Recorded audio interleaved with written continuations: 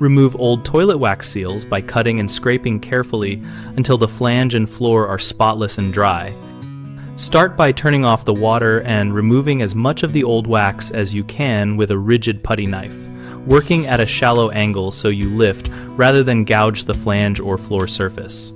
For stubborn residue, soften the wax with a cloth soaked in hot water or use a heat gun on low from a safe distance, then scrape again. Avoid excessive heat on plastic flanges.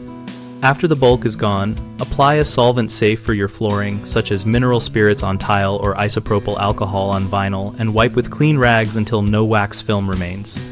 If the flange has nicks or corrosion, sand lightly with fine grit sandpaper and clean the dust before proceeding. Check that the flange sits flush with the finished floor and that the mounting holes align. If the flange is damaged, consider a repair ring or flange extender rather than forcing a new seal.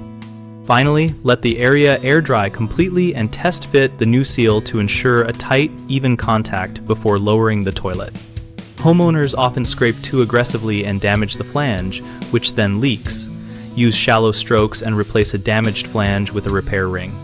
Another common mistake is leaving a thin wax film that prevents a new seal from seating. Remove all residue with an appropriate solvent and dry the surface thoroughly. People also reuse old bolts and fasteners, which can cause uneven seating. Always install new wax or alternative seals with new bolts and hand tighten, then quarter turn with a wrench as needed for an even seal. We run bighomeprojects.com to help homeowners find trusted local contractors and to help contractors find work by listing projects and connecting people. We also host a discussion community where we and other users share tips, ask questions, and troubleshoot jobs together.